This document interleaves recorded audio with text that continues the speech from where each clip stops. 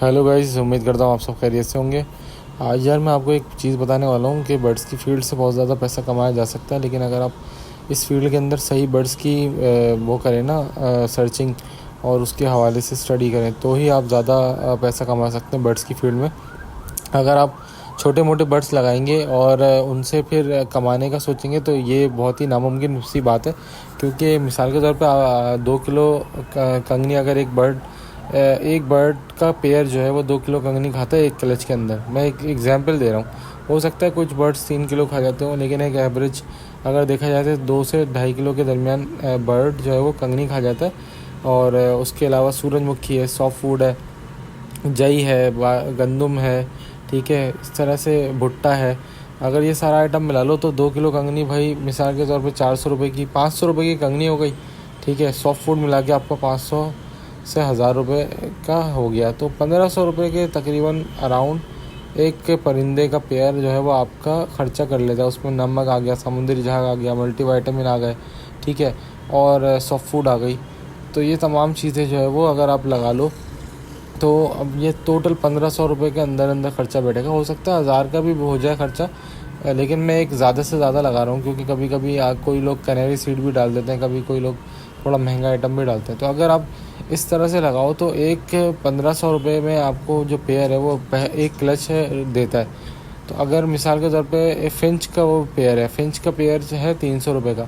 अगर फिंच ने एवरेज 4 बच्चे निकाले, जो कि बहुत नामुमकिन सी बात होती है, बच्चे मर भी जाते हैं, कभी 3 बच्चे निकल रहे हैं, कभी 2 बच्चे निकल रहे हैं, चलो हम एवरेज ले लेते हैं 3 बच्चे निकालें, तो फिंच का जोड़ा ही 200 रुपये का चल रहा है, 250 रुपये का चल रहा है। पट्टे वैसे ही कोई नहीं लेता।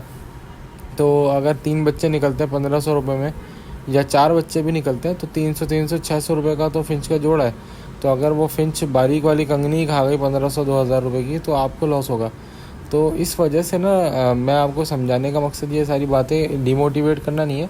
आप लोग पालो, बर्ड्स पालो, शौक़ करो, लेकिन ये है कि अगर आप ये समझ रहे हो कि आप इससे बहुत ज़्यादा पैसे कमा सकते हो, तो हाँ आप कमा सकते हो, लेकिन आपको सही बर्ड्स का इंतखाब करना पड़ेगा। आपको पहले देखना होगा कि जो बर्ड्स मैं रख रहा हूँ उसकी कीमत क्या है और उसका एक्सपेंस कितना है।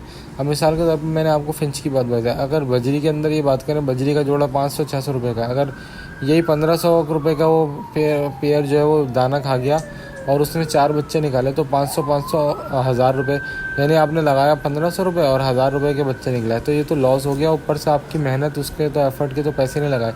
क्योंकि जब आपकी कंपनी में या यानी कोई कारोबार करता है या दुकान खोलता है, तो जो वर्कर काम करता है ना उसकी भी कीमत होती है, वर्कर के दिहाड़ी के पैसे होते हैं। तो आप भी, आप समझो आप वर्कर हो और आप अपना मेहनत कर रहे हो, तो वो वाली मेहनत के पैसे भी लगा लो 500 रुपये। तो यानी कि अगर आप 2000 रुपये आपकी मेहनत के भी लगा के 2000 रुपये बन रहे हैं, और अगर आपके पास बच्चे आ रहे हैं और आप वो सेल कर रहे हो 1000 रुपये के जा रहे हैं, तो ये टोटली लॉस है। हाँ, कुछ लोग सिर्फ बाजरा खिलाते हैं तो उनका 200 300 रुपये का खर्चा होता होगा, वो एक अलग बात है, वो लोग प्रॉफिट में चले जाते होंगे। लेकिन मैंने सुना है कि जो लोग बाजरा खिलाते हैं, ये एक अलग टॉपिक है, बाजरा खिलाने से क्या होता है क्या नहीं। लेकिन अभी हम बात कर रहे हैं पैसों के ऊपर कि किन तोतों को कि रखना चाहिए पैसा कमाने के लिए। तो भाई बजरी भी आप पैसा कमाने के लिए नहीं, हाँ शौक़ के लिए रख सकते हो, क्योंकि यार शौक़ पूरा हो जाता है सस्ते के अंदर। आप बोलते हो यार चलो ठीक है, इसको बाजरा खिलाओ, कंगनी खिलाओ, शौक़ पूरा हो रहा है, आँखों को देख के ठंडक मिल रही है, सुकून आ रहा है दिल को, चलो भाई मुझे पैसे की कोई बोल नहीं है, लालच, ठीक है, तो लोग शौक़ में रखते हैं। अब जैसे मैं बर्ड्स रखता हूँ ना, मुझे 1 रुपये का भी फ़ायदा नहीं होता, लेकिन मैं शौक़ में रखता हूँ, मर भी जाते हैं, कुछ भी होता है, लेकिन क्योंकि मेरा शौक़ पूरा हो रहा होता है, तो मुझे कोई लालच या अफसोस नहीं हो रहा होता कि यार बिज़नेस तो मेरा फ़ायदा नहीं हो रहा है या नुकसान हो रहा है। इस वजह से जो है वो मसला नहीं होता। अब लेकिन जो लोग पैसा कमाना चाहते हैं और चाहते हैं कि यार इस फील्ड से उनको ज़्यादा पैसा मिले, तो उनको चाहिए कि भाई सही बर्ड्स का इंतखाब करें।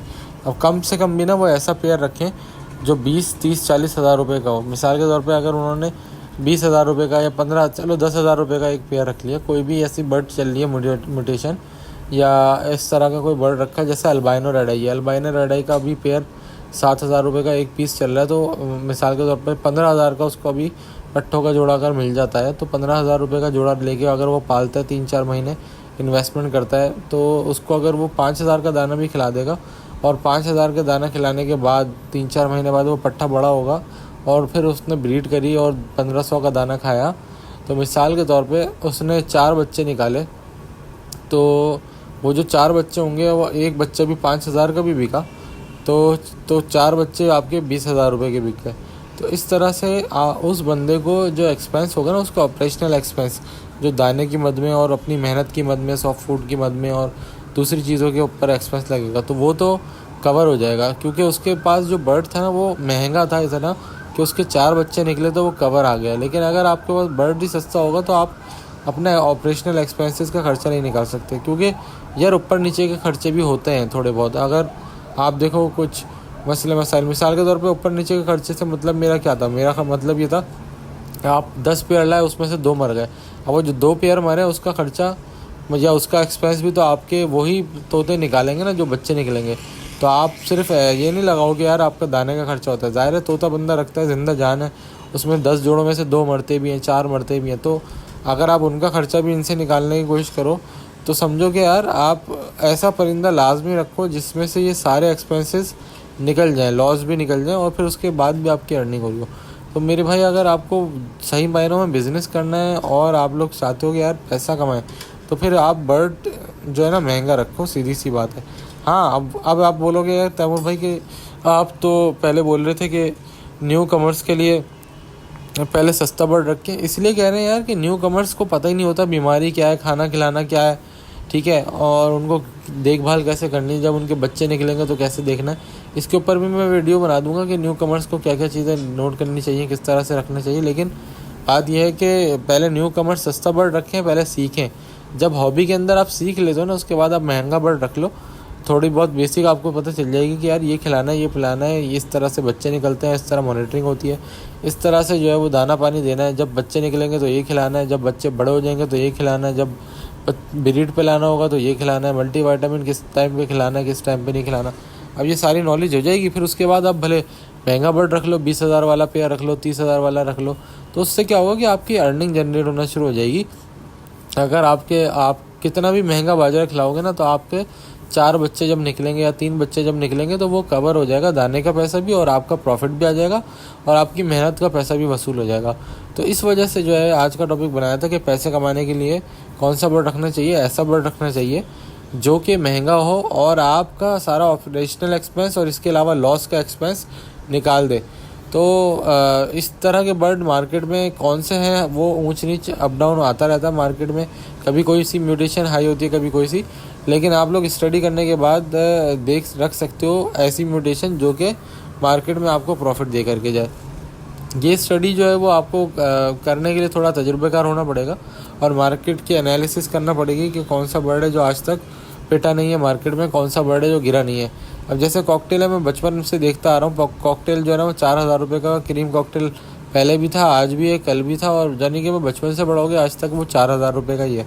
तो अब ये गिरता नहीं है। तो अगर आप इसके ऊपर काम करोगे तो ज़ाहिर है कब आपको पता 4,000 रुपये का ये बिकता है, तो आप इसकी फिजिबिलिटी आराम से बना सकते हो। चलिए गाइस, उम्मीद करता हूँ आज का टॉपिक आपको पसंद आया होगा। अगर आपको मेरी टॉपिक पसंद आया तो मेरी वीडियो को लाइक करें, सब्सक्राइब करें, शेयर करें और बेल आइकन को दबा दें ताकि जो भी मैं वीडियो डालूँ आपको मिलती रहे। और मेरे चैनल के ऊपर आप लोगों को मज़ीद इन्फॉर्मेटिव मैं वीडियो दूँगा, तो इस वजह से आप चैनल को लाजमी सब्सक्राइब कर दें और अपने दोस्तों से शेयर कर दें। मिलते हैं अगली वीडियो में, तब तक कि अपना और अपनी फैमिलीज़ का ख्याल रखें, क्योंकि बजरी मेरा शौक़ और जुनून है और बजरी मेरी पहली मोहब्बत है। इस वजह से मैं बजरी को ज़्यादा फ़ौक़ियत देता हूँ और बजरी के ऊपर ज़्यादा बात करता हूँ। अल्लाह हाफ़िज़।